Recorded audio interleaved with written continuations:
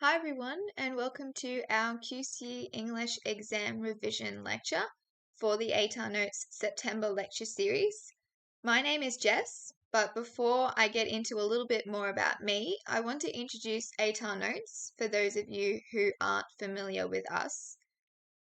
So we started back in 2007 and since then have been offering lots of high school resources for students. And the lecture series is just one part of that. The lecture series has been going since 2015 and is part of our commitment to offering free resources for students. But we also have lots of other offerings as well. And if you're not familiar with some of these, then here are some examples. We have online Q&As, videos, articles, ATAR calculators, and newsletters. And we also have study notes as well. You may have heard of things like Ed Unlimited, and that can be really handy when it comes to your external English exam. We've got all sorts of different books that are going to cover the different texts that you may be doing your external exam on. And I made use of those myself when I was in year 12 studying for my external. So I highly recommend those as well. You'll be able to have overviews of the text, understand the characters and the themes, look at quotes and analysis of quotes, and find quote banks and things like that, as well as just general advice and tips that you can take on board to make sure that you do as well as you possibly can. So without further ado, let me introduce a little bit more about myself. So as I mentioned, my name's Jess. I graduated back in 2020 and I'm currently studying communication and journalism at the University of Queensland. I'm in my third year of that 4-year dual degree. And I got a year 12 English score of 99. And I love reading and writing. So English was one of my favorite subjects. And the other subjects that I did were all humanities based, your business and accounting and legal studies and ancient history. So hopefully I can share today a little bit of my love for English and help you out with your external exam. So let's have a look at what we'll be covering today. First of all, we'll have a bit of an overview of the QCEE. Then we'll look at essay writing step by step so you really understand that process you should be going through. We'll have a look at some preparation basics when it comes to preparing for your exam, and then some study techniques and general kind of exam advice that I'm sure you are looking for. So let's get into it. The QCEE is our first section. So back in 2019, the QCEE actually conducted some trial exams to get a sense of how students performed in these external exam conditions. And they had a few key findings that are going to provide a bit of guidance for you as well. So students with a clear and consistent thesis always did the best. Your thesis is that overarching point you're making, that overarching argument that you're then going to work towards showing throughout the rest of your essay. It is the backbone of the essay, so without that in your introduction, you don't really have a clear sense of direction for the rest of what you're writing. Your 3 body paragraphs are based on that thesis. They are sort of sub-points underneath that thesis that are working towards showing why the thesis is correct to begin with. Your essay is providing all of that analysis and that evidence to back up the thesis, and then you're drawing those conclusions at the end of your piece. Students need to demonstrate a deep understanding of the whole text. So don't make the mistake of only including your knowledge of one part of the text. And of course, you need to read the whole text. So some students don't read the text at all, which is definitely a recipe for disaster. And it's best to read it not only once, but also twice or even 3 times if possible. The more, the better, because the first time that you read a text, you are just getting your understanding of what's actually happening. You're familiarizing yourself with the plot and the characters and the general idea. And it won't be really until the second reading where you can really get that deep understanding of the themes, the ideas that are getting put across to you, and you can start thinking about possible questions you could be asked. You can be finding quotes that align with those things, and you'll have that understanding behind you already from your first reading to make that process a whole lot easier on that second read through. And then, in terms of just understanding of the whole text, you don't want to be just choosing quotes from the very start of the text, for example, because neglecting the whole end of the text or the middle of the text is showing that it's suggesting to markers that you have a limited understanding, and that may not actually be true. You want to demonstrate your full understanding. Part of this as well is making sure that you choose quotes that are not just the most famous ones. So oftentimes a text is going to have those quotes that they're really well known for and things like that. And while it's good to know those quotes, they generally are going to be famous for a reason. They're going to have some kind of meaning behind them that will be useful for an exam like this one. You still want other diverse, versatile kind of quotes that can show the depth of your understanding and that kind of thing as well. So be wide when you're looking at your evidence and showing your understanding of the text. Students need to be constantly referring to audience positioning and drawing on cultural attitudes, values, and beliefs. So, how is the audience made to think or feel based on what is written in the text? So, think about the time period and how that impacts on those things.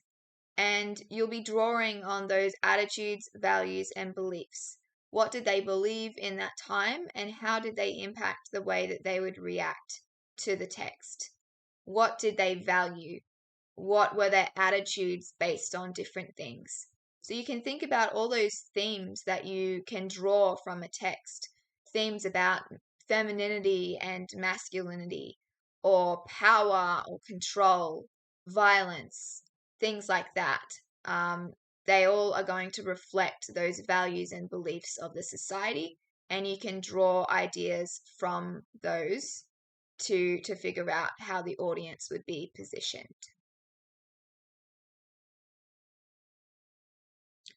Okay, so the QCEE, this website is your friend. So it's going to give you a really strong indication of what the QCEE is looking for. And it also has resources to aid you in your preparation. So if you want to understand more about the kind of terminology that is used, so you want to understand what cultural assumptions, attitudes, values, and beliefs are, you can see those sorts of explanations in the glossary section, and you can see the way that you'll be marked, what markers are looking for. Now, while the syllabus doesn't outline exact details for the external exam in terms of a marking rubric, it can still give you a good indication of the sort of things that you'll be looking for. There are lots of connections between different pieces of assessment for English when it comes to the marking criteria. You'll see that things like the analyzing the cultural assumptions, attitudes, values, and beliefs, looking at those concepts and times and places, looking at perspectives and representations. They are all common things that are required across the different pieces of assessment, So keeping those things in mind for your external exam too will be really handy. Okay, essay writing. So let's get stuck into how you actually write a good essay. So responding to an unseen question is something that's quite daunting for a lot of students. And one of the most common questions we would get is, how am I supposed to write a full, articulate essay based on a question I haven't seen? So this can seem pretty overwhelming, but there's a sequence that you can go through to make it easier. So what do you want from your question? You want to determine what type of question it is, and we'll go through those different essay question types. What exactly it's asking you, so really checking to make sure you're understanding the full meaning of the prompt so you can then respond directly to it. You are aiming for direct relevance, because if you're not responding to the prompt, regardless of how good your essay is, you won't be able to do well. Then you're looking at any specific details you'll need to include. So you've got things like your limiting words, your scope words in those prompts that outline the specifics of what you need to be looking at.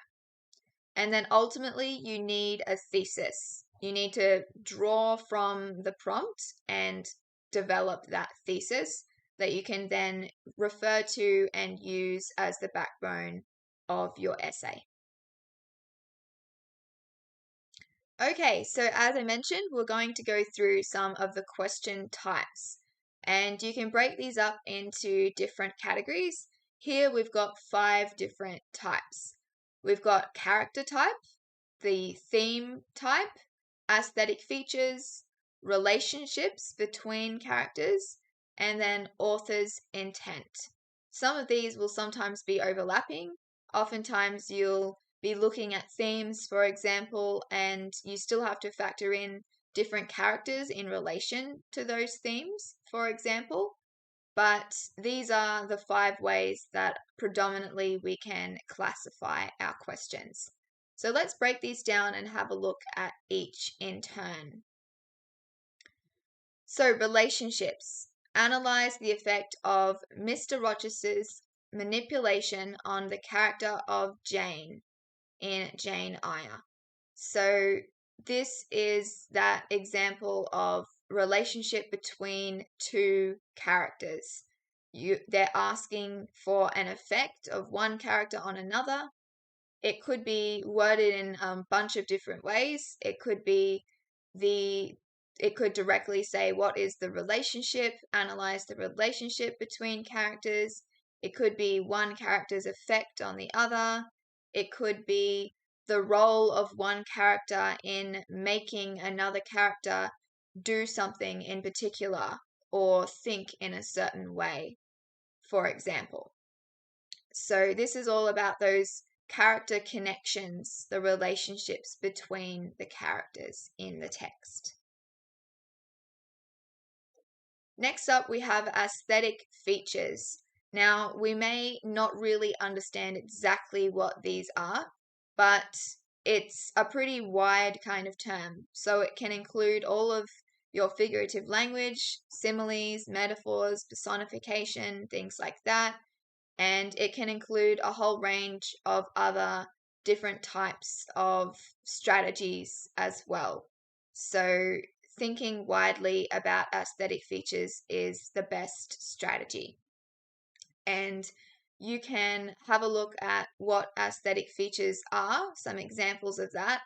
Also in the syllabus, you can check out the definition there with some examples. In this case, we've got to what end does the storm scenes in King Lear reflect the tortured state of Britain? So this idea of the sort of representation of this idea and representing the tortured state of Britain. So you would be using your aesthetic features to pull apart this prompt and respond to it.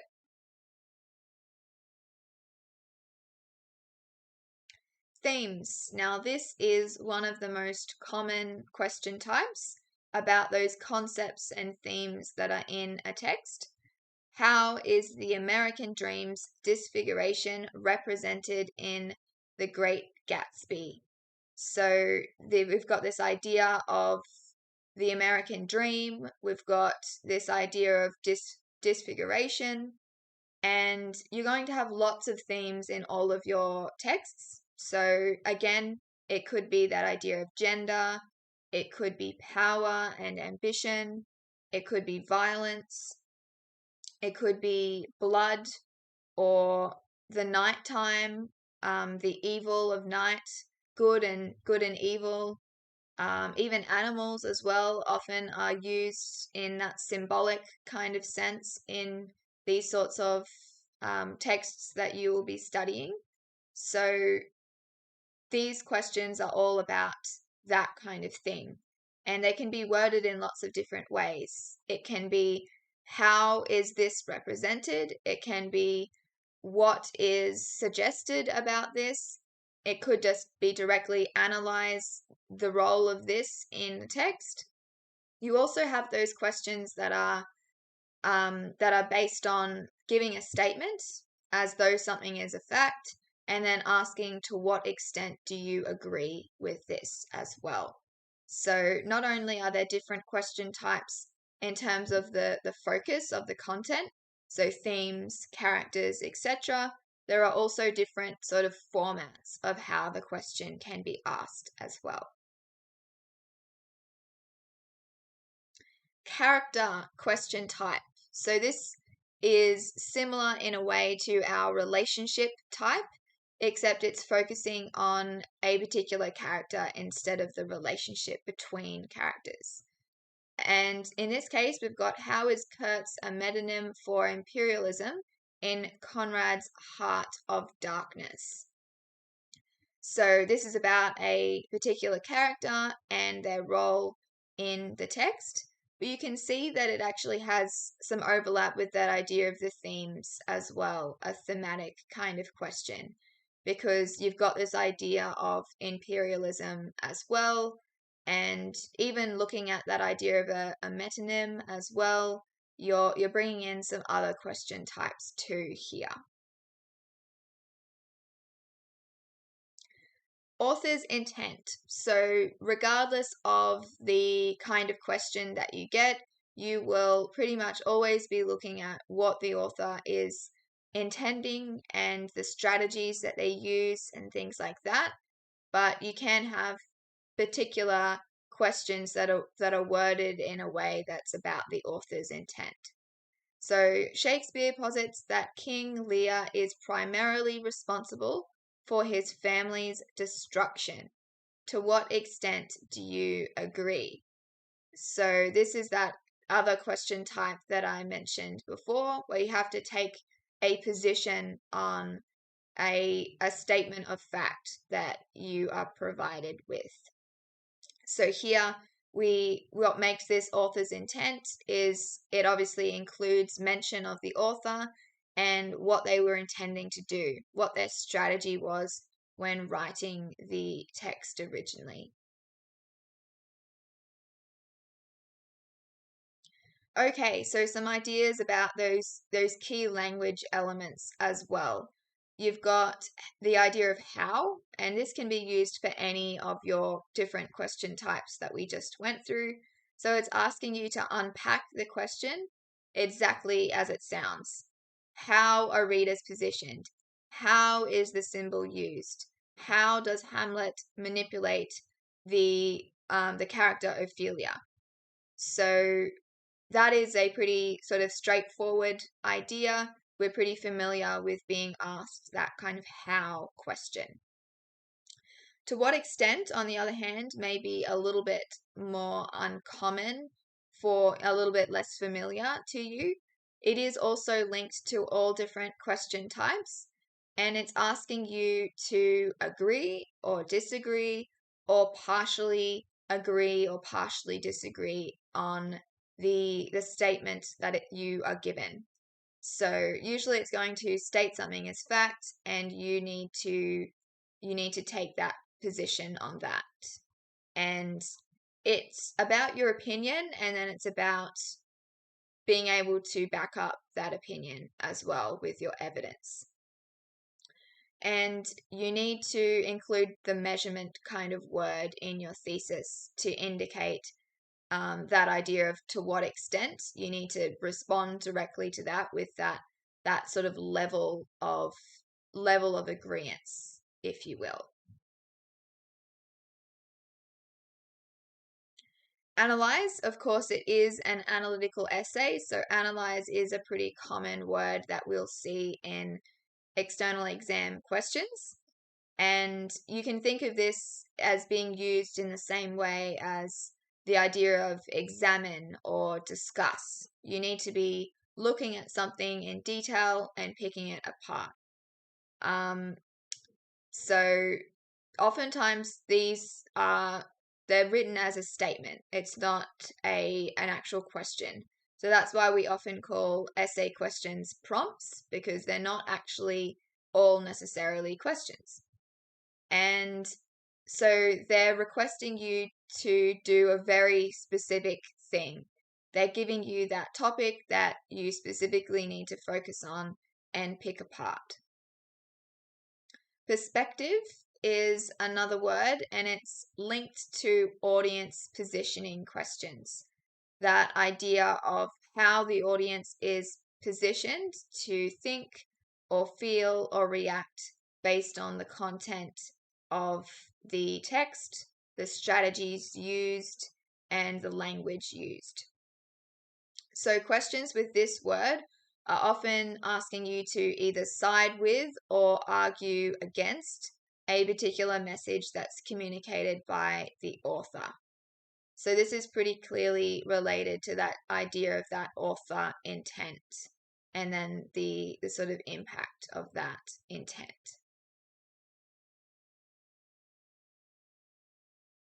Okay, so in terms of steps, when it comes to getting this unseen question, where do you actually go from there? It may feel overwhelming to begin with, but if you break it down into these steps, it can feel a lot more manageable. So what I recommend to begin with is highlighting. So highlight all the important details of the question. And if you don't want to highlight, then you can also use other equivalent strategies, underlining, circling, whatever is best for you. And when you're doing this, you need to determine what the question type is, what the question is asking you, and what you'll actually be discussing in your essay.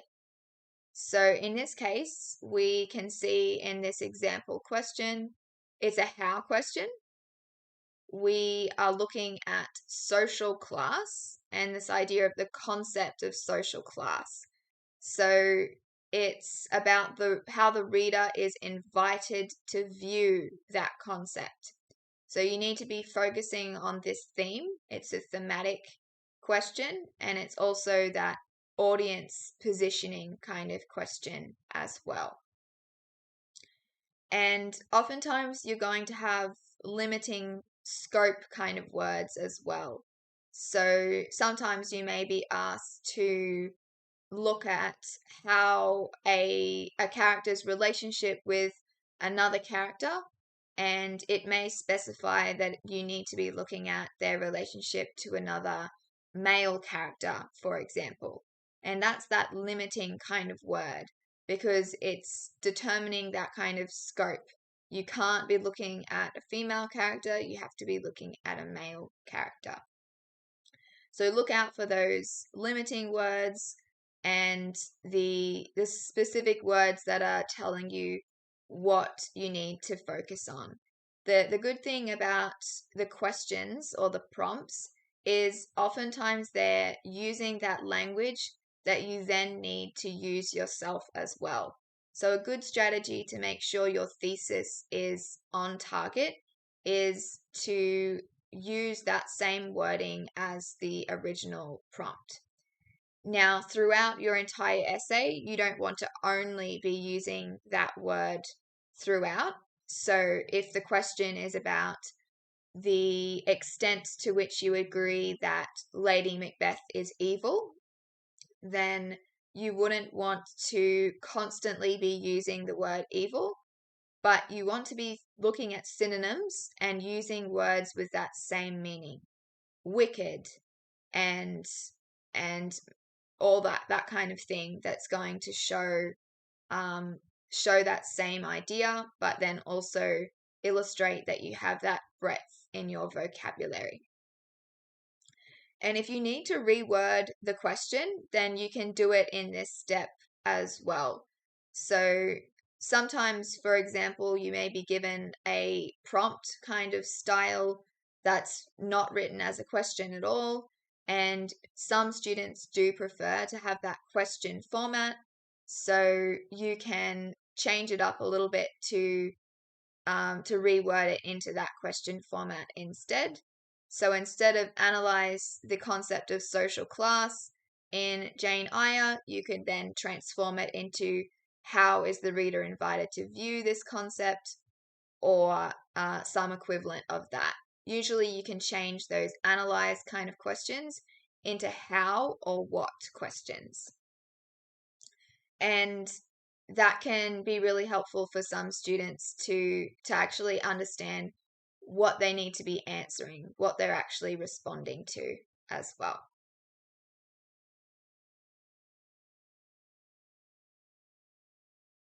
Okay, so step 2, it's about writing down some notes. So note down everything that comes to mind about the concept that is in the question or the prompt. And at this stage, it's just broad. You're thinking about everything that you can think of based on your knowledge. And we've got an example based on this same question here. Jane doesn't fit in a class, so inner turmoil.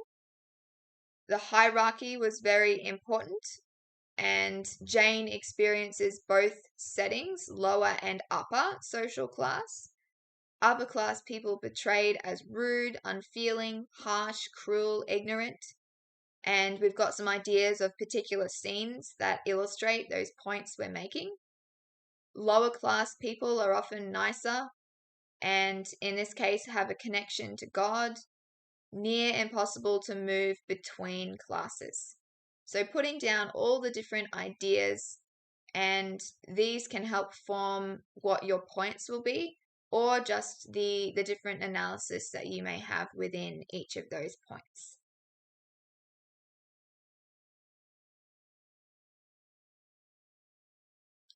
So then you're going to group those ideas and draft a thesis. So gather all those ideas into groups and look at those ones that are the strongest and make the most sense for the particular prompt you've been given.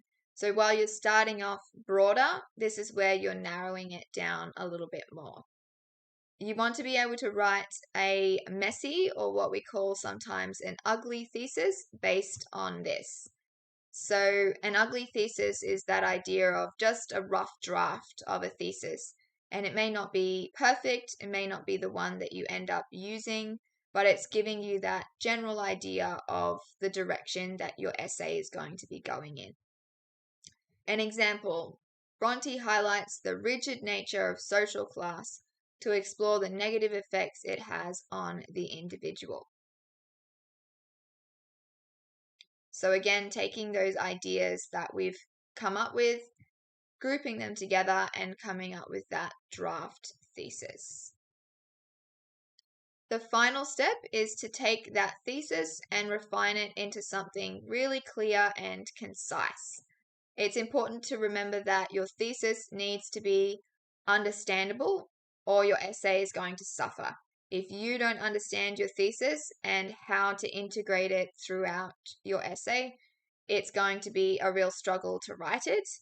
And it'll also be a struggle for anyone trying to read it as well, which is definitely not what you want. So a final thesis here. Bronte exploits the traditional notions of social class to expose it as a burden of individual growth and progress. So you can see we've got that same sort of line of thinking that we had in our original draft thesis, but we've refined our language and we've thought more deeply about that original idea as well. So something to keep in mind here is ultimately that you don't need to get it perfect to begin with. Don't get bogged down with trying to come up with something that's just right from the outset. You can take some time to do a bit of a draft to get yourself into it and organize your mind with all of your ideas. Okay, so we've got an example here from Hamlet. How is the reader invited to view the concept of morality or conscience in Hamlet? So we've got this idea of a how question. We've got the concept of morality or conscience, and or is a key word here as well. So how, concept, morality, concept, conscience. And or is key here because it's not asking for both. And these kind of subtleties can make a huge difference when it comes to an essay prompt. Sometimes it's going to say something like and therefore you need to make sure you're doing both things that it's outlining. Sometimes it will say or, and you've got to make sure you're choosing one. Otherwise, you will be trying to squish in two ideas into your essay, and you probably won't be adequately exploring the ideas in order to do as well as you could do if you chose one and fully focused on that one idea.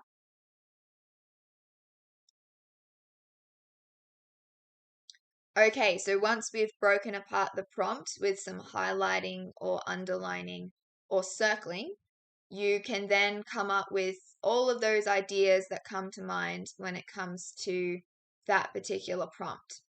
Here we've got Hamlet seeks revenge for his father's murder. Immoral actions lead to further immorality. Two moral systems in that time, pagan revenge and Christian mercy. Hamlet's quest for revenge causes the death of others.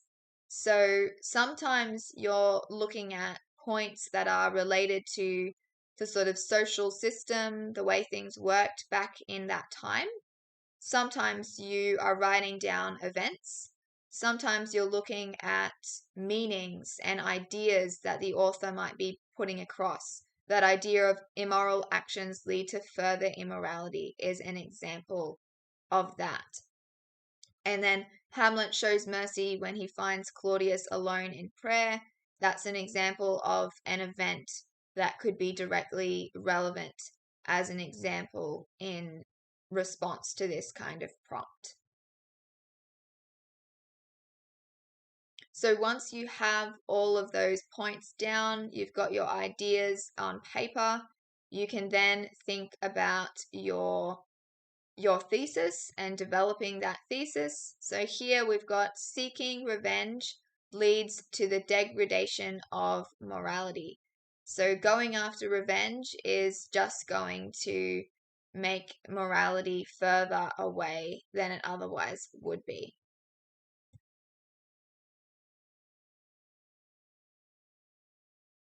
And then we want to reformat that into our full thesis. So here we are changing it so it's about the author's intent and what he is wanting the reader to get from the text. Because remember, the question was about how the reader is invited to view the concept. So here we've got the Shakespeare poses to the reader that revenge is in itself immoral and that justice and retribution should be left to God. So we've got here something that is refining that idea we had before. So we had this before to begin with, and this is us broadening that, putting it into that full format and fleshing it out more. And you can see that we have chosen immorality as our concept. We aren't speaking about conscience. So this is where you've chosen just one because that is what the prompt asked of you. Okay, so the thesis. This is something that we're speaking about a lot, but I assure you that is for good reason. It's going to be really hard to go anywhere with an essay or to get any kind of credit for what you write if you don't have that strong thesis. So it's the most important sentence in your essay, and it needs to be clear and concise. So, as I mentioned earlier, a really good strategy is using words from the question to demonstrate to the markers that you're directly addressing what is actually asked of you. If you try and complicate it by making it completely different, using other words, it is going to be less clear and perhaps is going to lead you astray as well, maybe lead you off track from where you actually need to be and what you need to be talking about. It's going to be helpful for you and helpful for the marker to have that clear link. And it's a bit of a tightrope as well because you need to be broad enough to be referring back to this thesis throughout your paragraphs. Usually you're going to have your 3 body paragraphs, but it needs to be niche enough that you're delivering some kind of solid point with some kind of value behind it. So don't make the mistake of making your thesis narrow in such a way that it doesn't actually encompass all 3 points that you'll then make. Those points that you'll make in the body paragraph are sub-points that fall under the umbrella of that thesis. They're holding that thesis up. So you may have 3 ideas. Perhaps you're looking at the role of women in a text, and you're going to have 3 characters that you'll focus on, 1 for each of your 3 paragraphs. So your thesis shouldn't just be talking about 1 or 2 of those characters and then excluding the other 1 or 2 characters. You need to be making it broad to encompass all 3 characters, or just making it so broad that you don't actually refer specifically to the character names, but talk about that idea of the role of women generally and leave those specific characters that you'll be exploring to the signposting that you may do in your introduction to outline your points, and then, of course, the body paragraphs themselves as well. So typically a thesis is going to be 1 sentence, and sometimes it will be the last sentence in your introduction, and you'll have before that your first sentence where you provide some context, where you provide the information about who the author is, what the text is, and the general idea that you'll be talking about in the essay. Then you can have your signposting and then your thesis, or you can do those last 2 steps the other way around, have your first sentence, then your thesis, and then your signposting. That is something that is up to your personal preference, and it's also about the way that you've been taught and also what your teacher may prefer as well. It can be handy to get their advice when it comes to that too.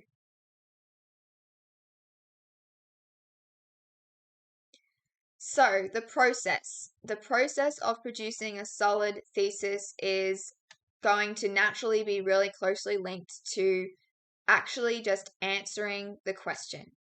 But there are a few other details that we'll go through as well, because as it is the case for most things, it's easier said than done. Okay, so we've got a theme-based question here. What is the role of family in Jane Eyre? So step 1, jot down all the ideas about family in the text. We've got the idea that Jane is orphaned. She grew up with her aunt and cousins. Mr. R has a ward. And we've got this idea of marriage as well. So jotting down all the different ideas that you have, and this is how you can be spending that planning time that you'll have at the start of your exam. Remember, you've got 15 minutes of dedicated planning time to be using wisely, and this is that process that you can go through as soon as you're able to start the exam. And then the idea of step 2 is picking the one that appeals to you the most. So you will have had a bunch of ideas that you will have developed, and you need to go with one of those ideas. You need to establish what direction you'll be taking in your essay. Step 3, try and put it into a sentence. And this is you establishing that thesis. It can be just the general kind of draft thesis instead of needing to make it perfect to begin with. So the generally you're going to have that first sentence which will outline the author and the name of the text, and oftentimes the thesis will be a separate sentence that will have any measurement words if they are required for prompts that are asking you to take a position whether something is to a certain extent that you agree with it. Use words from the question as well, and it depends. Sometimes the thesis may benefit from directly referring to the author as well. If you need to say Shakespeare's intent was this to have this impact on the audience, it would make sense to mention his name in the thesis itself and not just that first introductory sentence of the entire essay.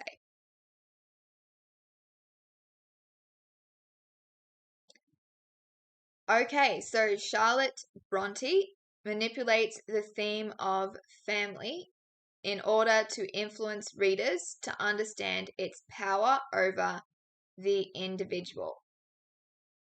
Bronte's manipulation of Mr. Rochester's romantic relationships demonstrates to readers the acute influence family has on the individual in Jane Eyre.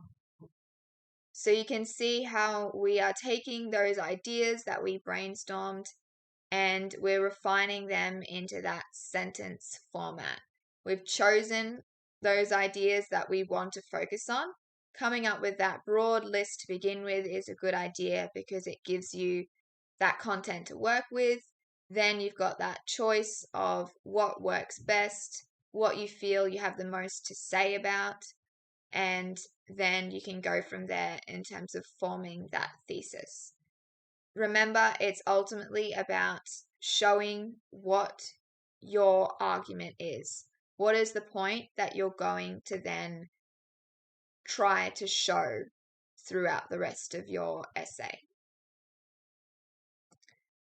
Okay, so when it comes to dropping marks in analytical essays, it's actually usually not the ideas that students have that let them down. It's oftentimes actually the planning that lets students down. So don't underestimate the importance of having a good plan to set up your direction for your essay.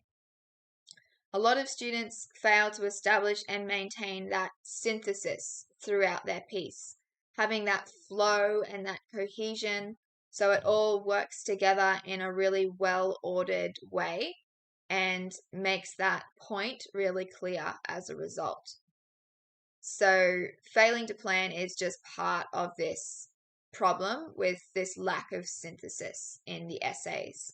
So let's have a closer look at using your planning time effectively. As I mentioned earlier, you do have 15 minutes of planning time.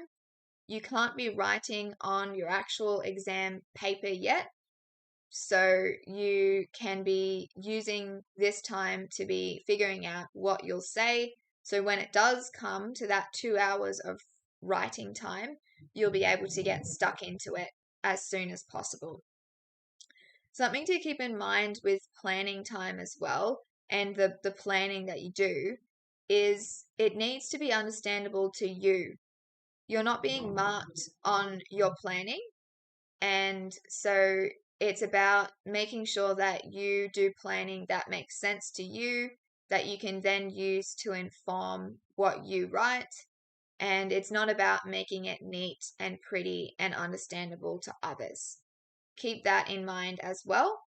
And not only that, but you can therefore use strategies that make your planning a little bit quicker. So, for example, instead of writing the full name of a character who may be saying a quote, you can use just a few letters as like an acronym for that instead.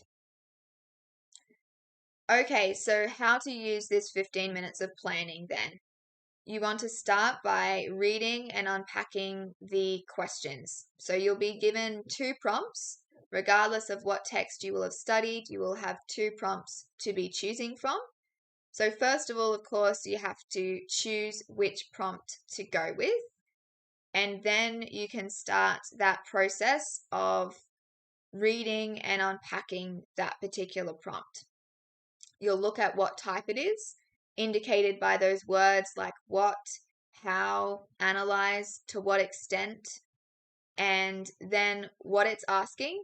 Look at the particular words it provides in terms of characters, in terms of relationships between characters, themes, the intent of the author, the effect on the reader, any particular aesthetic features you're being asked to look at. And yes, what elements need to be included based on what the question is actually asking you to do. Formulate that draft thesis based on your prior knowledge of the text. So you will have come up with the different notes that you can think of, and you can then form your thesis based on that. And remembering it can just be that basic idea. Sometimes we struggle to think of those exact words that we want, but if you just get yourself started, just write a draft that doesn't have to be the final product, that can set you on that path to at least making a start.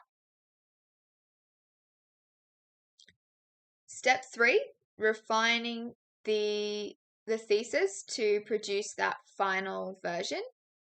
And this can include altering that language. So maybe you're making it sound more sophisticated, maybe you're adding more detail, maybe you are being more sort of analytical in your description of something. So there's a few different ways that you can be improving it from the original. Then once you've got your thesis, you need to think, how am I going to back this up? You've got to have those 3 points based on the thesis. Usually it's going to be 3 paragraphs, and that's definitely what I would recommend rather than 2 or 4. And it needs to be based on the thesis. So like I said before, the thesis is the umbrella, and these points come underneath that to hold it up. And make sure that these points are not repetitive. You want to have individual ideas and just one idea as well. It would be really complicated to be trying to explore a whole bunch of different things all in one paragraph. So aim to have one idea per paragraph and 3 ideas in total, and make it so they're clearly linked to one another and the thesis as a whole. So for each point, you can write a topic sentence outlining what that paragraph will be about, and this shouldn't include a whole bunch of analysis. This is just that outline of what the paragraph will be about. Then you can have your evidence that you'll use to support your particular point and the overarching thesis, and any connectors as well between the different ideas that you've developed.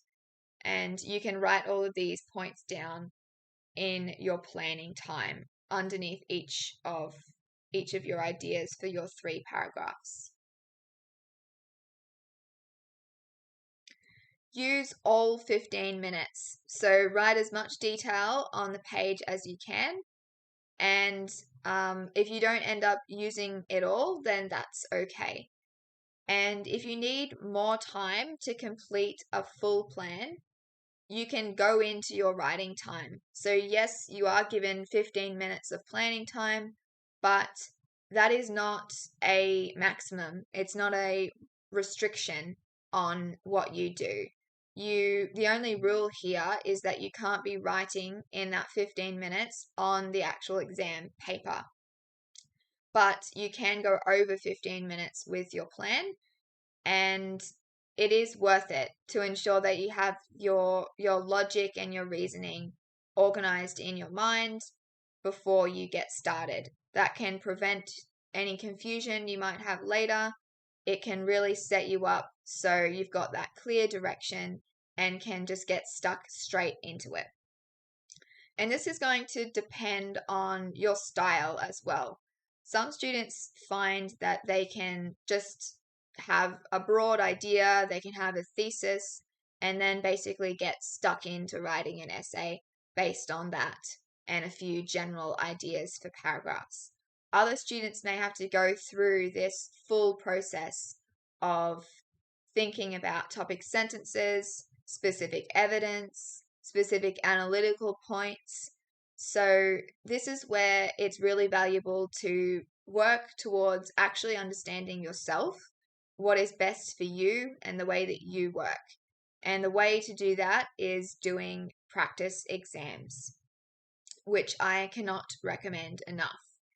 And you can start off, if you are really unfamiliar with this kind of essay writing style, you're not confident with it yet, you can start off with just writing essays in general without those sort of exam conditions to add to what you have to think about. So starting off with just refining those skills, and then you can go towards actually sitting some practice exams in those exam conditions to reflect what it will be like on the day. And that is going to give you that practice. So when the day does come, you feel more confident with what to expect, what to do with timing as well.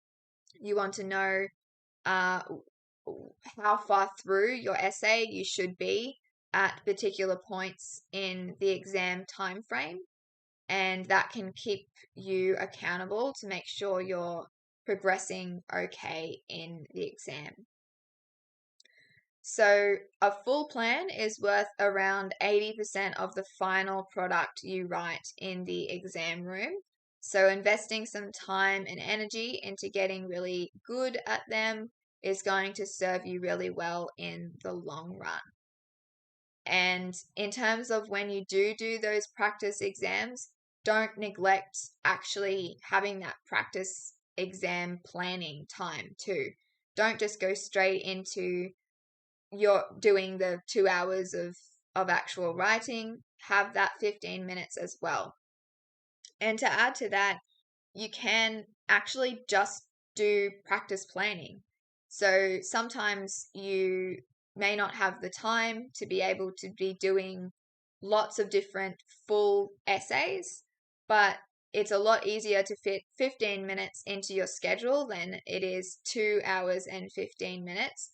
So if you can, just doing some practice planning sessions, little 15-minute blocks here and there that are allowing you to break down a prompt and plan how you would approach it in an essay. Okay, so the all-important essay structure.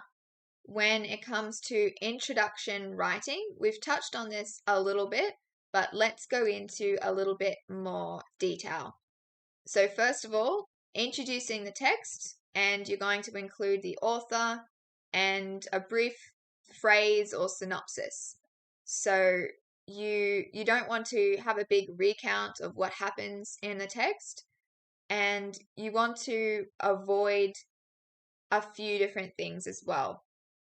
Don't be tempted to praise the author or praise the text. It doesn't actually add any value for you to be saying what a famous and great author they are, how amazing the text is and well acclaimed and things like that. That is not showing any analysis or adding really any value to what you've actually been asked to do in the prompt. So that first sentence is about who wrote it, what is it called, and what can you tell us that's a broad kind of statement about it that's relevant to provide some kind of context.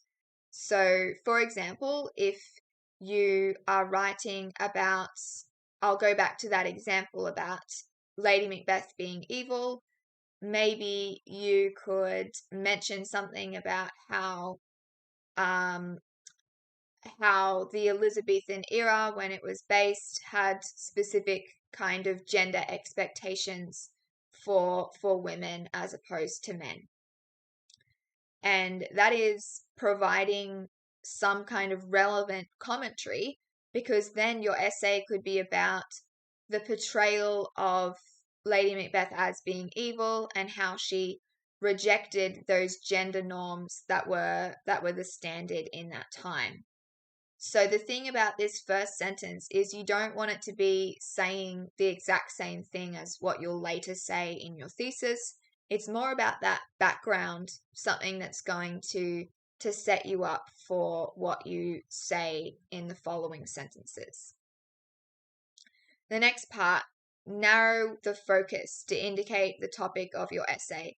So this is sort of an optional sentence because it depends on your topic and the way you're approaching it. You may have already done this narrowing down in your first sentence, or if you want to be drawing it out a little bit more, if maybe it's more complicated, then you could need this second sentence to provide that that narrowing down and that focus on your topic. Now, as I mentioned earlier, you can have different orders for these last bits. Some students and teachers prefer to have the thesis at the end of the introduction, and some prefer having it before the preview kind of section.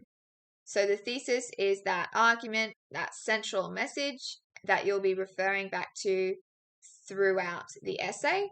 And the preview, on the other hand, which is also sometimes called signposting, is the brief summary of your points.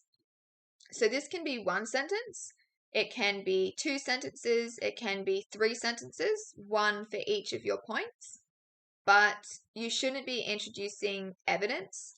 You shouldn't be analyzing things and talking about what things show and what things indicate, and things like that. So make sure that these points that you provide are purely an outline and don't go into a lot of detail for this.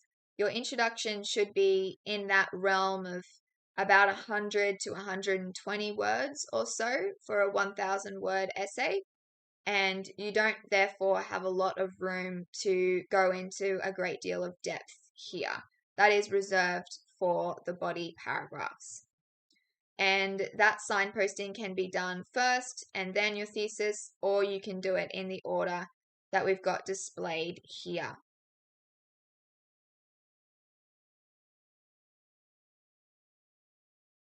Okay, so let's have a look at some examples to paint the picture in our minds. To what extent are Jane's views shaped by the characters around her? So our first sentence, in the novel Jane Eyre, Charlotte Bronte challenges Jane's desire for autonomy through various characters who desire to impose their views upon her. Okay, so we're clearly showing what we're talking about. We've got the name of the text, we've got the name of the author, and we're making that broad statement that covers the subject of the essay. So ultimately, think about what the essay is about. No sentence in your essay should actually be really generic and unrelated. That's why this idea of praising the author or talking about how well renowned the text is isn't actually relevant, because that is not going to be the topic of your prompt or your question. So even this first sentence from the very outset, you still need to be actually relating to what the prompt is about. You're covering the subject of the essay, not anything unrelated or anything that is generic. Okay, so we've got this introduction is giving a clear sense of the essay's argument or interpretation, and it's offering an overview of the body paragraph's focus. So let's have a look at what comes after that first sentence. Helen is motivated to convince Jane that her true purpose in life is to trust in God and his ability to provide a joyous afterlife. Conversely, St. John presents a clinical and sacrificial representation of religious belief, so severe that he becomes almost inhuman. Ultimately, however, Mr. Rochester inspires an unbridled passion in Jane and seduces her into sacrificing her independence for love. So it's not strictly required that you provide that overview of each of your body paragraphs, provide that idea of the signposting or the preview, but it can be really helpful for a few reasons. It can allow you to really understand what it is that you are going to focus on in your body paragraphs. If you establish that from the beginning in your introduction, you've got that clear sense of direction for how to form your body paragraphs, your topic sentences for those, and what you'll be focusing on. And it can also help the reader as well, because it does provide that really clear kind of clarity around your direction and your ideas. And so basically, you know what to expect when writing, and your marker knows what to expect when reading. Here in this example, we can see that clear idea of signposting because we have got the mention of 3 characters. Oftentimes when we've got a thematic kind of quote, so this idea of Jane's views, we can then divide that up in our paragraphs according to different characters. So here it makes a lot of sense to be dividing up the essay with 3 different characters to focus on. And we've done that clearly in this introduction. We've got Helen, we've got St. John, and we've got Mr. Rochester. And you're focusing here on how each of those characters have shaped her views. So a really clear link between the question and the response in the introduction. Another example. Discuss the ways in which Shakespeare's Hamlet explores uncomfortable truths. Okay, so let's have a look at this introduction. Immediately, we've got this idea of William Shakespeare's revenge tragedy, Hamlet. So we've already established who the author is and what the text is that we're talking about. And this is then where we go into something relevant, some kind of relevant commentary about the play. So in this case, presents to its audience a confronting exploration of the disparities of a decaying world. Now, this is clearly related to that idea of uncomfortable truths, but we haven't gotten to our thesis yet.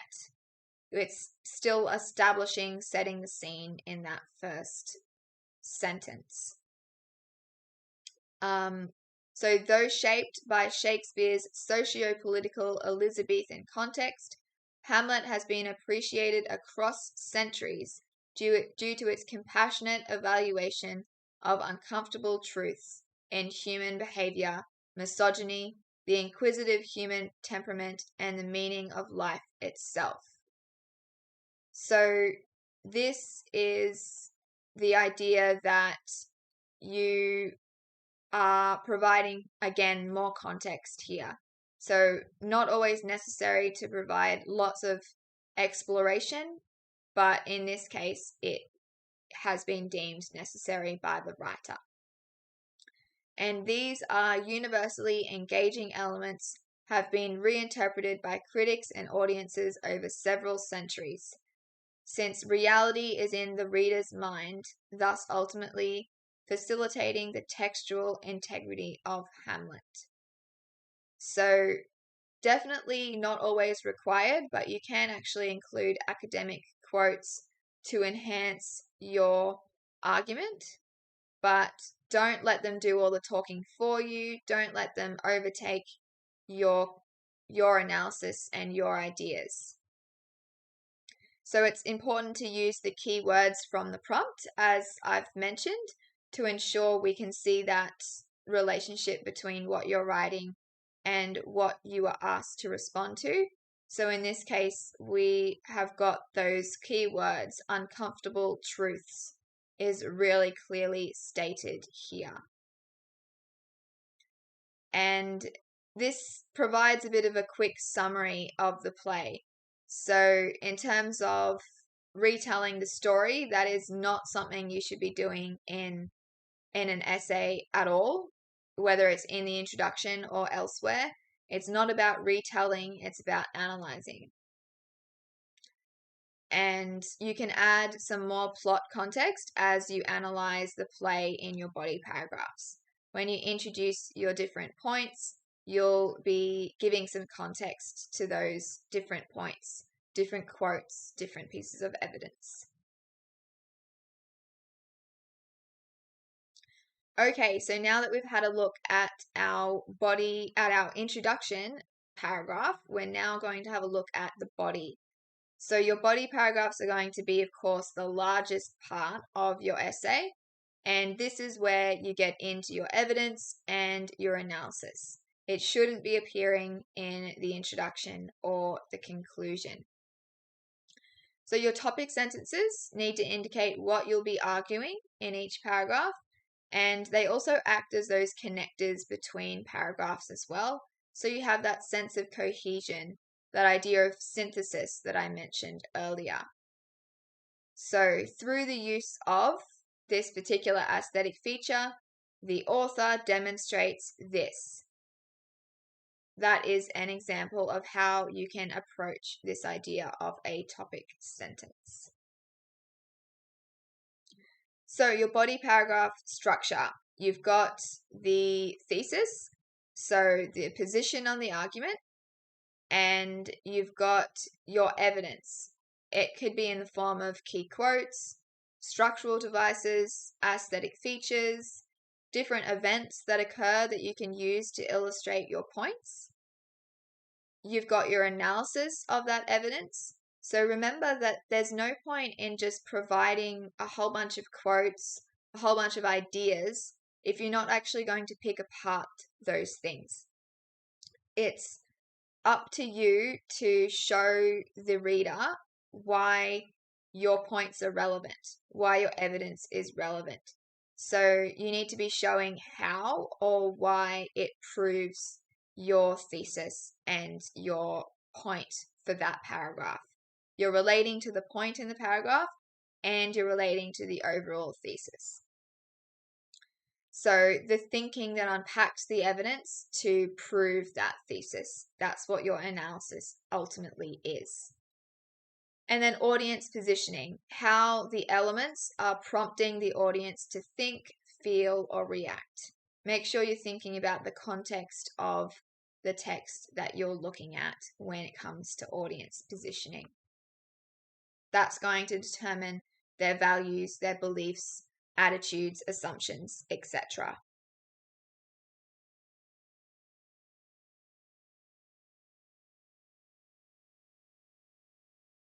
So we can call these body paragraphs the meat of the essay. They're the big part in the center. And when you're writing these, each of the elements are plugged into this recurring flow. The what, which is the evidence. The so what does it mean? Why should we care? That is what the evidence means. So how does the audience get positioned by that point that you're making, that evidence that you're providing? And so now is that link back to the thesis, which you should constantly be doing to make sure you stay on track and make it really clear the relevance of what you're saying.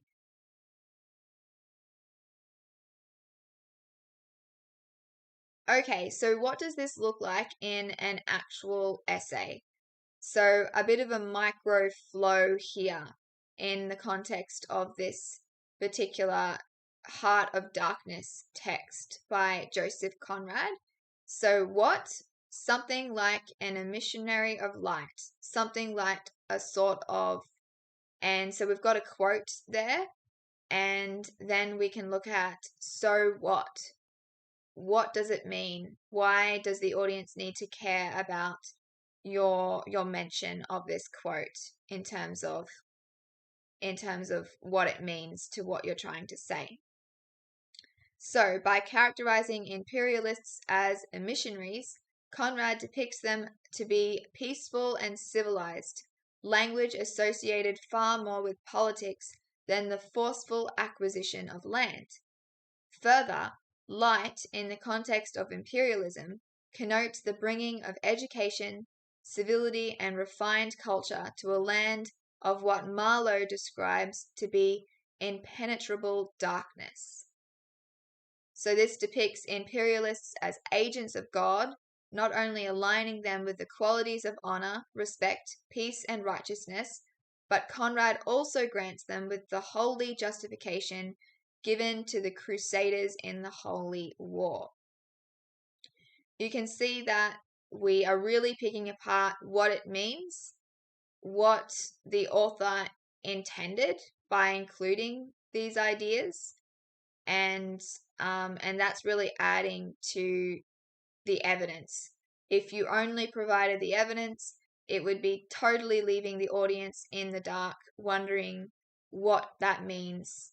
So you need to direct your audience's thinking, the reader's thinking, so they can understand the relevance of the evidence that you include and your thought process. No one else is inside your head, so you need to share your thinking with everyone else. So how? So we've got to the conservative and patriotic traditional audience of the novella, this rendering of imperialism would be familiar, positioning them to be shocked as Conrad dismantles this view. So you can see again here how it's about the context of the time. We have different beliefs, attitudes, values, assumptions these days than they would have done back when the texts that you'll be studying are written. So you want to be thinking about the context in which they were written and how those audiences would have been positioned to think, feel, and react. And here we're also making that really clear by referring to the audience and who they actually are. So now is our link back to our thesis. Through establishing the upstanding traditional view of imperialism, Conrad positions the novella to destroy this interpretation with greater impact. So that is an example of how you can be using that flow of ideas, plugging in your ideas to that flow to make it work in terms of structure really clearly. And this factors into that idea of synthesis that we mentioned earlier is often a problem for students. Okay, so analysis. Don't just slam dunk your evidence into your essay and then stick a couple of page numbers there and leave it. So you need to contextualize your evidence. by looking at where it occurs in relation to the wider story, perhaps who is speaking and who they are speaking to. Otherwise, we really have no idea what is happening. The context can actually provide some significant insights for us to actually understand why you've chosen that evidence, why it relates to the thesis. So here we've got an example. Prior to the king's ghost appearing on the battlements, Prince Hamlet laments that, and then introducing that quote. Following the failed marriage ceremony, Jane confronts Mr. Rochester. So sometimes it makes a huge difference when it's occurring. And of course, we always need to know who's speaking, because if we aren't sure who's speaking, then how are we supposed to really know what's happening? If you're looking at characters, it's a character prompt. We need to know who is speaking to who. If it's a theme kind of prompt, it's the same idea. We need to know what person, what character is related to that theme. So making it really clear for the audience is what you'll be able to achieve by ensuring you've got that context when you're introducing your quotes. Sometimes it's going to be part of the same sentence, like it is in these examples, where you provide the context and then the quote in the latter half of the sentence. Other times you may need more context than that. You may have a full sentence with context, and then you may have a little bit further context in the second sentence before then introducing the quote.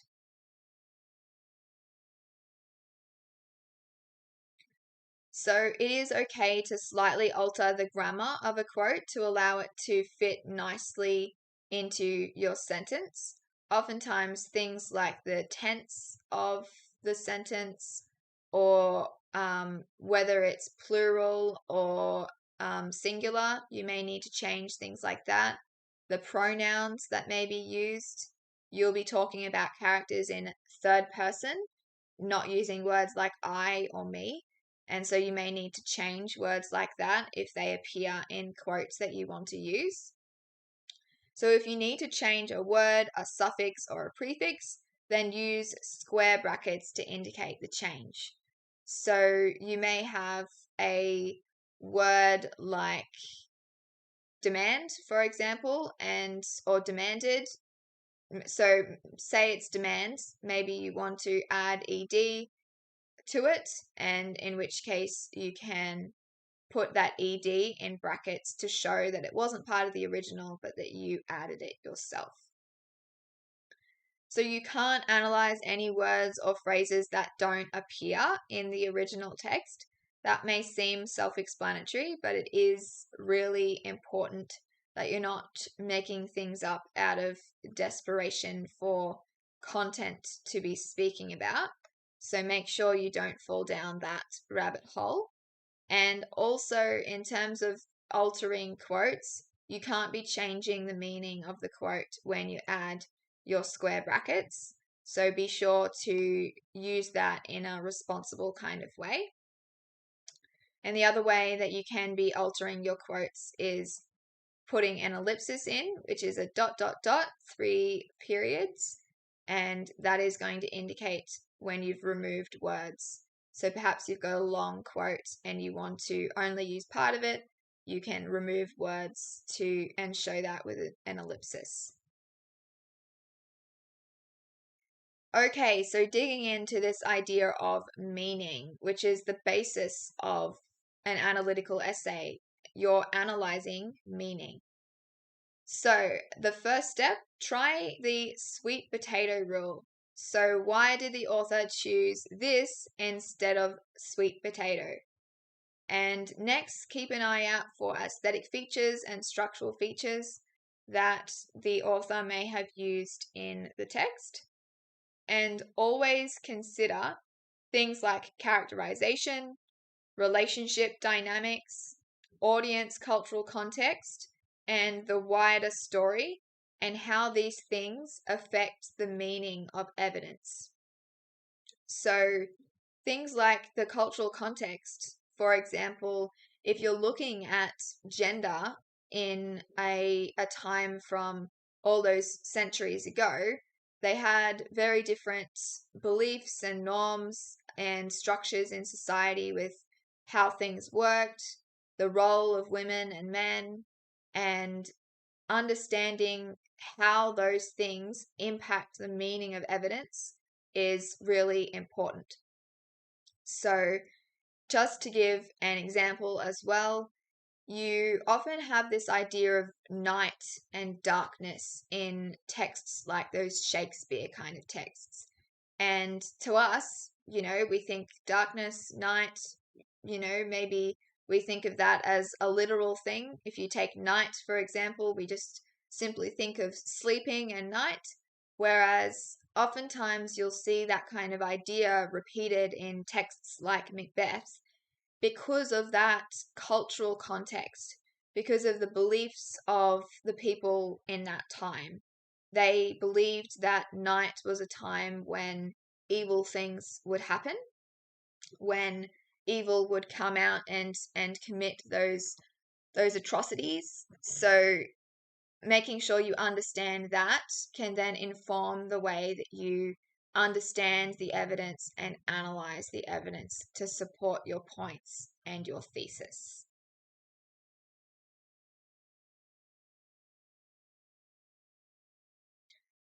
So here, the language chosen by Conrad connotes adventure, gold and fame, both invoking images of success and glory within the reader's mind. The imagery of chain of diamonds suggests that Jane is a slave in her relationship, destined to serve her husband as his subordinate, not his wife. The world is a nightmare acts as a metaphor to highlight the evil and cruelty that plagues the main character, his outburst suggesting he is close to breaking point.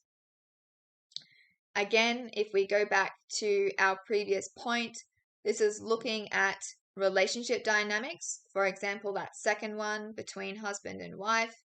It's looking at cultural context. It's looking at characterization as well, and those different strategies that are being used to get different meanings across. So how does your analysis position your audience? How do they feel in response to what you've covered? Do they agree or do they disagree with your position? Do they feel shocked, disgusted? Do they approve of the actions of the character and the direction of the plot, or do they disagree? So some key kind of terms, phrases that you can be using to make sure you're integrating your audience positioning are things like this. As a result, audiences are positioned. So you will have done your analysis and now you're drawing those conclusions about how the audience would respond or feel. Thus, audiences are prompted to respond with and then provide the emotion that they are responding with. Remember, you need to be considering how their traditional culture would prompt them to respond. Again, having that background knowledge of a text's context is important. So hopefully you will have done that before even really learning about the text. Hopefully you will have learned a little bit about the time period to understand the beliefs of those people and how society worked. And that is going to help you when it comes to this idea here as well with audience positioning.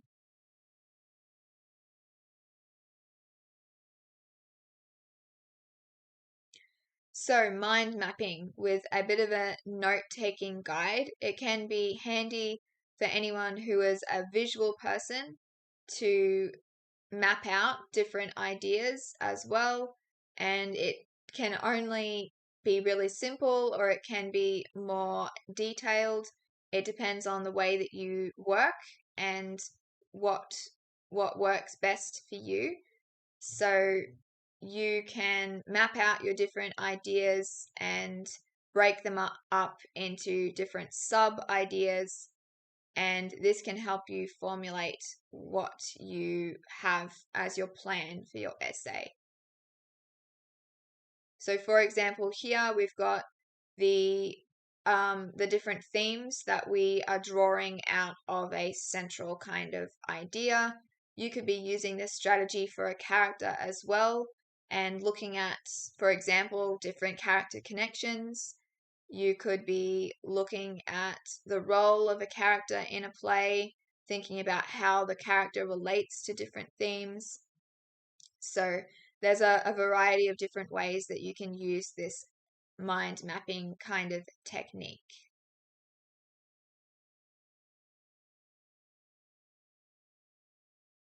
So let's have a look at some examples now of body paragraphs.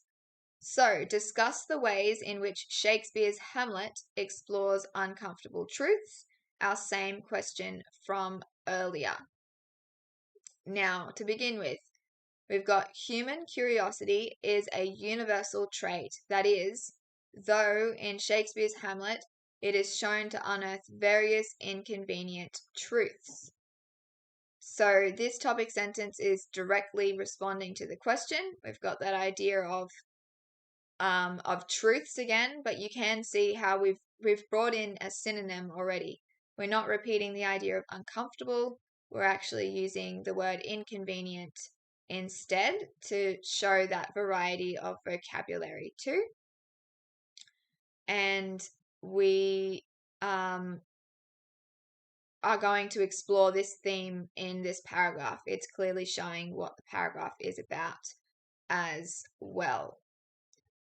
The meta-theatrical nature of Hamlet allows for the immediate investigation into such behavior as the play begins in media res. So here we've got meta language. We are showing that we understand the text's structural features and what sort of strategies have been used. So in media res is something that you may have come across before in creative writing. Oftentimes we're told to start a short story in media res, which basically means in the middle of things. You want to be starting in the middle of the action rather than at some boring part of the action where the character is getting out of bed in the morning, for example. This contrived chaos is exacerbated with Bernardo's rhetorical dialogue, "Who's there?", which cleverly foreshadows the motivitic diseased disorder within the rotten state of Denmark. So we're not only providing some evidence, we're also looking at the actual strategies that have been used. We're saying about foreshadowing, we're saying about rhetorical dialogue, and then what does it actually do? This cleverly foreshadows the diseased disorder. And then we've got so that's a really clear transition between quotes and analysis. And then finally, we've got this idea of Hamlet's first soliloquy further exposes his innermost thoughts while presenting an insight. And so it will then continue on from there. And we're looking here at furthering what we've already said. So continuing on from this, with which audiences can empathize. So we are relating to audience positioning by mentioning how they would respond to something from the text. His frequent negation, nay, not so much, not to, demonstrates his internal anguish. Again, those analytical verbs, demonstrates, foreshadows, all of those words that basically mean shows. I keep saying that you should be showing why your thesis is correct. You should be backing that up. And so all of these analytical verbs are picking apart the evidence that is going to then ultimately support the thesis.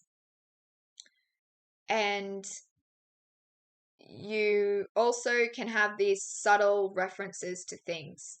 So frequent negation. So you're identifying that it's a repetitive kind of thing. You're identifying that strategy that has been used, and that is showing your knowledge. And you're looking beyond, in this paragraph, you're looking beyond language techniques as well. So the difficulty of determining truth with an ambiguous society is carefully constructed within all of Hamlet's soliloquies. And we've got some quotes there to finish off as well. And we finish with that idea of thus.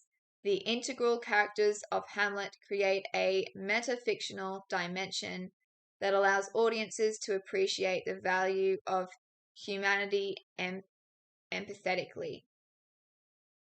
So using words like thus and hence and things like that is usually a really good strategy to use in your concluding sentences, because it actually shows that you are drawing a conclusion. Thus, based on what I've said, this is the case. You're drawing something out of what you've previously said to actually bring the audience to your conclusion.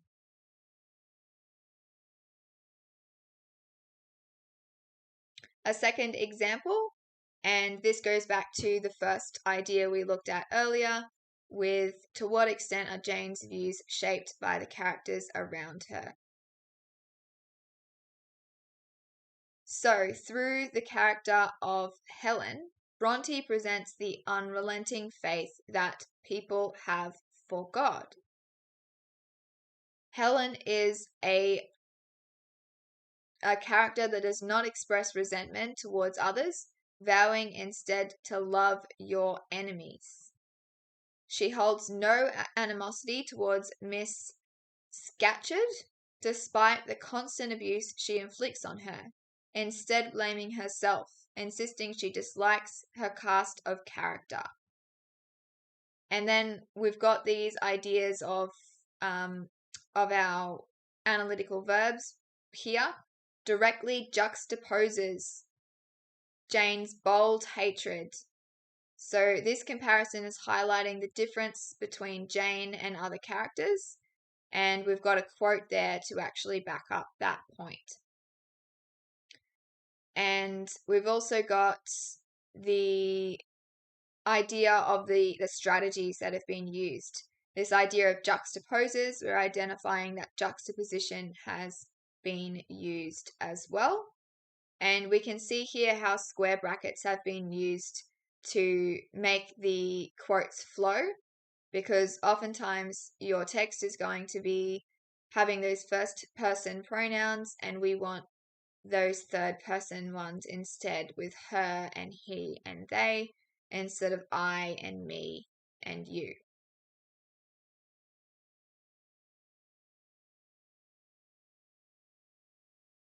And this is the end of the paragraph as well. And we can see how we finish off again.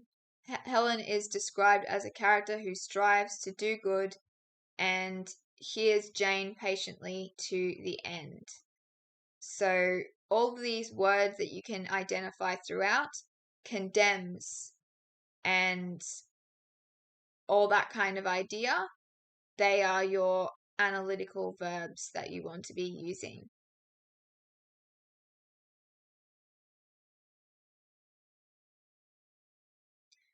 Okay, so of course, there's always lots of emphasis put on the introduction because of the importance of establishing your thesis.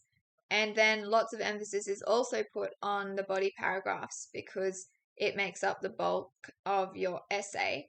But don't neglect your conclusion when it comes to essay writing.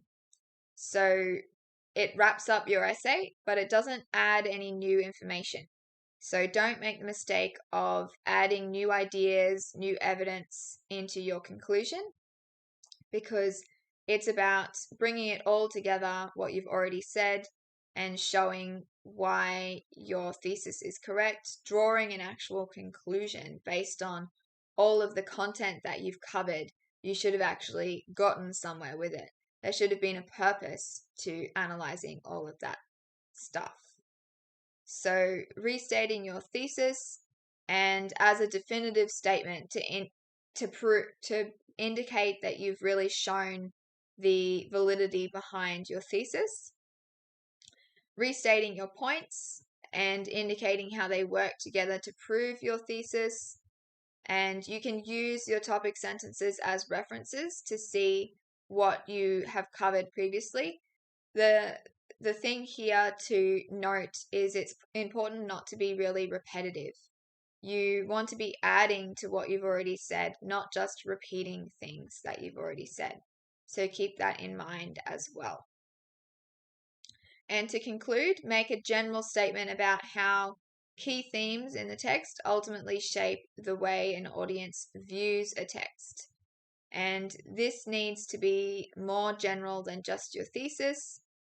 And so, for example, if you were studying Heart of Darkness, you could discuss how the novella is a critic of imperialism and how it challenged the conservative views of its audience. Ultimately, it's about drawing a conclusion, and again, using words like thus and hence is sometimes helpful. Using the name of the author as well to discuss what their intention was and things like that is also helpful. And you'll often see the word ultimately come up too. That's a bit of a theme as well.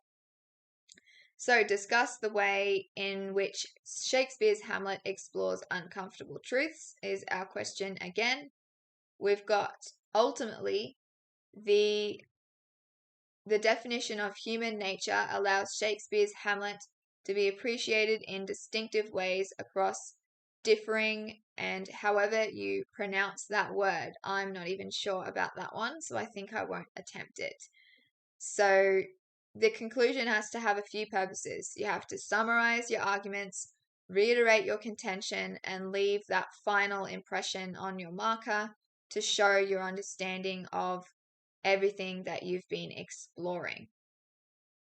So that word is the defining mood of a particular historical period shaped by the prominent ideas and beliefs. So you can be using different words that are sort of specific to essay writing in the context that you may not use in your everyday language. So, for example, you could be talking about foil characters, and we may not usually hear about those, but foil characters are those characters that are sort of the opposite of one of the other main characters to show that sort of juxtaposition with the differences between them. And we've actually got a quote in this case to finish off. And that is not a requirement, but it is something that you can do. Just don't let them do all the work for you. Sometimes it can be just safer to avoid ending a paragraph with a quote from the text or elsewhere, because this would allow you to put your point in your own words, which has its certain strength and shows your own understanding of the text. You can see as well how we're using the name Shakespeare. Shakespeare's challenging but invaluable reflection of humanity. So using again that author name to really talk about his intent or her intent. Okay, and our one about Jane Eyre. So Charlotte Bronte's Jane Eyre highlights the battle required for Jane to gain and maintain her independence. The religious beliefs of Helen are imposed upon Jane, who teaches her the worth of putting faith in God. Conversely, St. John desires to manipulate Jane into doing his bidding, to enslaving her as his wife. Mr. Rochester causes Jane to contemplate abandoning her autonomy for love, though she is ultimately able to find a balance between all those conflicting elements of her life and becomes an independent woman despite all odds. So giving that overview again of the points that you've made and drawing those conclusions based on the things that you've looked at. And you can see some repetition of key things, but not word for word things that are just plopped back in, copied and pasted. So for example, we are talking about the author again and the name of the text again. It is important in your conclusion to make sure that it's directly related to the text itself. The conclusions that you draw are about the text, not about general ideas.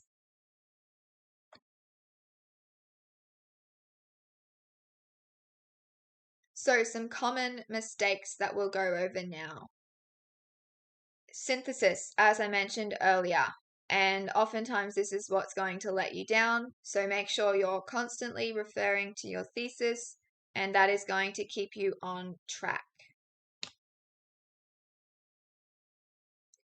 Assuming. So many students leave gaps in their work by not stating the obvious or not really outlining their interpretations and their thoughts on evidence and ideas from the text. So remember that you are the only person in your own head with your own way of thinking. You can't assume that other people are going to make the same connections as you. They could have a whole different interpretation, and that is going to lead to a lot of confusion for the reader when it comes to understanding your intended meaning and the analysis that you were trying to perform on the text. So spell it out for the reader so you aren't forcing them to do any extra work, because ultimately you're not going to get credit for that when you're being marked.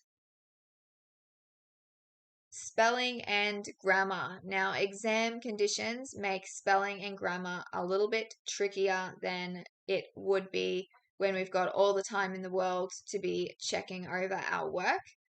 But it's important to be editing and reviewing, even despite the time constraints that you're in, because a big part of your mark here is just the quality of your writing. So there are different approaches that you could be taking when it comes to editing. You could be, if you're the type of person who can finish before the end of the exam, perhaps you just want to get it all out on the page and then leave that time at the end to go over and check for any mistakes you may have made along the way. Alternatively, you may be more like me, where I would never have any time to spare at the end of exams, and I would actually review and refine and edit as I wrote. So I would make sure I was happy with each part that I wrote and make sure that it was grammatically correct. The spelling was there, and even just the way that you're referring to characters. You want to make sure you're talking about the right person at the right time. You haven't accidentally messed up the name somewhere. You have used the correct kind of terminology for the time period and things like that. So, not murder, but regicide, for example, when you're talking about murdering a member of the royal family. So, those are the sorts of things that come into play when it comes to editing. And doing your practice tasks is the best way to figure out what way is best for you for editing. You probably already have a little bit of experience as well with understanding how you go in those exam conditions with timing and things like that. Okay, so some preparation basics. We've got some resources that can be really handy, some strategies that can be handy to help you in your writing. So annotating your text is really important in analytical pieces. So as you're going through the text, it's important to keep notes, and you can have different strategies for annotations. If you own the book yourself, then you can be annotating in any way you like. You could be highlighting, writing notes along the sides in the margins. You could be circling things and all that kind of stuff. But if you don't own the text, then you will be more limited with that. So you can have things like sticky notes instead that you can put into your text to write your notes on instead. And I also highly recommend trying to see if you can find a digital copy, because that can be handy when it comes to searching for particular things. Maybe you know the general kind of wording of a quote but can't quite think of it and you want to find it, so you can type in some keywords in the search function by control Fing, and that will get you to find those things more quickly. It can just be a real time saver to have that digital copy. And if you do have to borrow the text, then having that digital copy will allow you the opportunity to digitally highlight and annotate your text as well, since you can't do that in your physical copy. So it's going to be pretty obvious to markers that you have a solid knowledge of the text, or if you don't have that solid knowledge. And so read the book all the way through, or read the text, in fact, all the way through, and then make notes as you go. And it's going to save time later on, so you don't have to revisit everything and go through all those thought processes all over again. Every time you have an idea or a thought, you can be writing that down. And it doesn't even have to be just analysis. It can be, you can be signposting a question. You could be thinking, what does this mean? What does this show? Or you can be putting analytical points. You could be writing a note about the connection between different events or different characters. You could be writing a note about aesthetic features, foreshadowing, key symbols that are repeated throughout. All those sorts of things can come into play with annotations. So you can be spending all sorts of time with going through your text. So as I mentioned earlier, read it more than once. You can be annotating on your first read through, or you can just save your first read through for purely understanding the text, and the second read through can be for doing those annotations, digging deeper. Or you can do annotations in both. Maybe the annotations in your first read through will be questions and sort of general ideas that come to mind. And the second read through, you maybe will be able to build on that. You'll be able to put in more analytical points.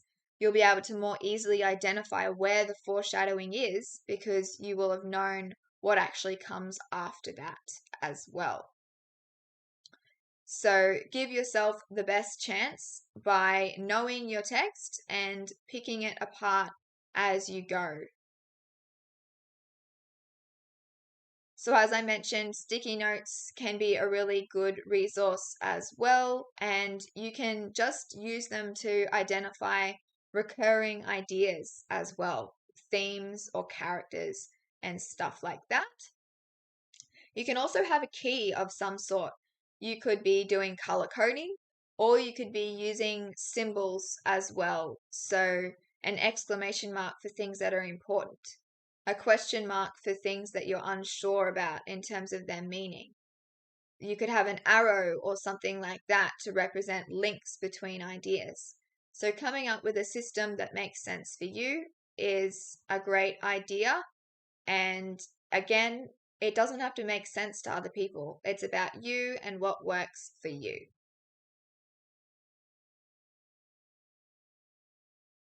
So don't use one color, use multiple colors and assign each color to a specific purpose. If all you're doing is highlighting in the same color, then you're limiting the meaning that that highlighting can actually have. So you could be showing different colors for keywords, for the main character's development, for different themes or structural features. And this means that when you are looking through what you have done in terms of annotations and highlighting, it'll have a lot more meaning. You'll have that instant recognition and won't even have to read through the content to be able to see where different pieces are. So maybe then when you're studying later on, you can be skimming through pages and be looking for a particular color without needing to read word for word what each of your highlighted parts actually is. Okay, so having some kind of bank of quotes is something that I cannot recommend enough. So this is something that I did myself in year 12 to prepare for my external exam. I had a quote bank with themes across the top and a column down one side with the different quotes. So I was able to, for every time that the quote related to one of those themes, I would highlight that corresponding box in the table to show that that quote related to that theme. I would write notes in that box to talk about how the quote related to the theme. And I would have other information as well. I would include what the act and scene was of the play. I would include who was speaking and who they were speaking to. So that idea of having that context as well, because as I mentioned earlier, you need to bring in the context in your essay to provide that understanding for the reader. And then having the actual analysis kind of notes as well. What does it mean? How does it relate to other things? What does it show about the author's intent or audience positioning? Those things are all things that you can work out in your quote bank to make it as valuable as possible. And ultimately, the idea of memorizing quotes is one of the most daunting parts of this external exam.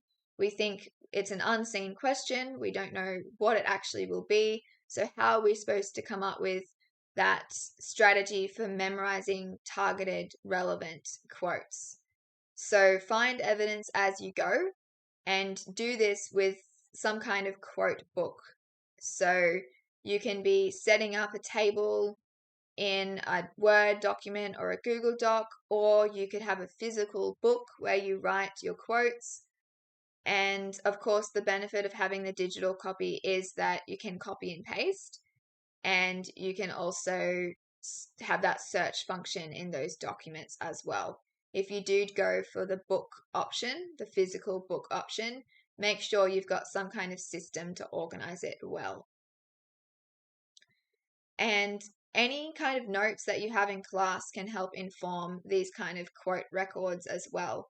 You're likely going to be unpacking evidence in class, and those things can be added to your quote book as well. And you can go through this incrementally, this quote book, to be learning the quotes as the term progresses. That means that when exam time comes, it won't be all so overwhelming. So practice writing your thesis. I mentioned earlier that you can be doing little parts at a time. So you don't have to be practicing a full essay every time you do practices. You can have little sessions dedicated just to 15 minutes of planning time practice. You can be having little sessions where you're writing a good thesis for a whole bunch of different prompts. And so having that practice is something that is really important, and especially with the thesis, since it is that most important part of your essay.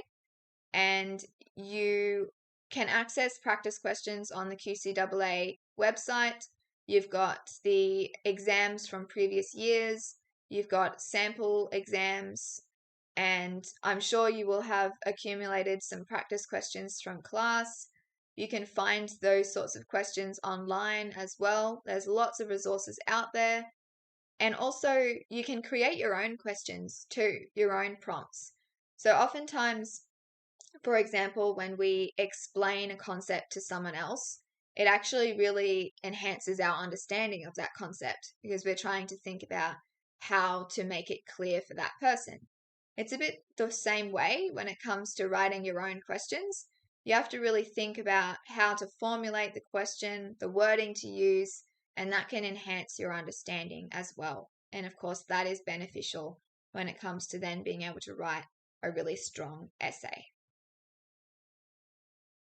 So some study techniques and external exam advice. So some key words, some vocabulary for essay writing. You've got words that indicate addition, words that indicate sequence. So I encourage you to go through these kinds of words to see how you can link ideas together, how you can be using those sentence structures that are varied and that are clearly articulating your points. You want to use variation, you want to show connections between things, and you want to vary your vocabulary in a way that's showing the breadth of your knowledge. You've got consequence and contrast as well. Things like however and whereas are key things that you'll be using all the time. Shows, which is a really big one in terms of your analytical verbs, and causes as well, because you're analyzing what does it mean? What does this demonstrate? What does it confirm or explain or foreshadow or juxtapose? So shows is one of those really simple words, and there's lots of other words that you can use instead that are higher level vocabulary. Okay, so some memorization strategies. You may learn better and may memorize better if you're in that social kind of situation where you want noise and company and other peers of yours that might be trying to analyze and memorize as well. Others, if you're like me, are better in a quiet environment. So try and figure out what works for you. Logical or mathematical. So some people are better with typing and some are better at handwriting when it comes to words and thinking about memorization of those words. So you can figure out again what works for you in that case. Associate words or phrases with movements. That can be a helpful thing in a physical kind of sense with memorization. So the different actions that happen in a play, you can associate those actions with the words, and that can help you remember. Similarly, you've got verbal and visual. So in terms of verbal, instead of just saying the words out loud, repeat every other word and then go back and forth with the partner. You can be recording quotes and listening through, earphones whenever you've got spare time to quotes. That can help you remember that passive listening style. And visual, write words on mirrors or windows, stick them on the door or in the car. You can use pictures to represent the quotes as well, and that can spark your memory. And in terms of visual and verbal as well, you can create creative things like social media posts or things like that that are related to a quote or related to an idea in the text. And that can help you remember as well. So, a few key tips to finish off. Have 3 achievable goals a day. It's easy to have really high expectations of ourselves, but it's far more beneficial to have a few key goals that are achievable within that 24-hour kind of period. And that way you can feel good about yourself, you can feel like you're making progress, and you can reward yourself as you go. Have breaks as well. Have one day of the week free of study. So, for example, Sunday may be your day off, and you need to have that time in order to avoid burnout, in order to have that balance in your life. Enough time to sleep and to look after your health. So recognize your emotional boundaries. So pushing yourself when you aren't able to really function well is not going to be effective, and it's going to lead to just being burnt out. As I mentioned, taking care of your physical health. You need to be taking care of yourself in order to then do well. Set goals and celebrate completing them. So the celebration is a good part, and you can be celebrating in lots of different ways. It doesn't have to be a party. It can just be, it can be something a lot quieter if that's what you would prefer. But celebrating those little wins is a good way of rewarding yourself. And then breaking it down as well, making things really a lot simpler so you don't feel so overwhelmed. Keeping things in diaries and calendars to organize your thoughts and make it so when you go to bed at night, you don't have lots of things going through your mind that you can't get out. So, also just thinking about mental health, finding a good place to work and having hydration and food and having breaks, all those things are really important when it comes to studying and having that balance in life. So keep that in mind as well as you work towards your external exams. Thank you so much, everyone, for coming along today. I hope that that has been helpful.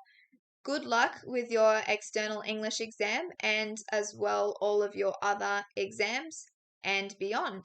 Good luck.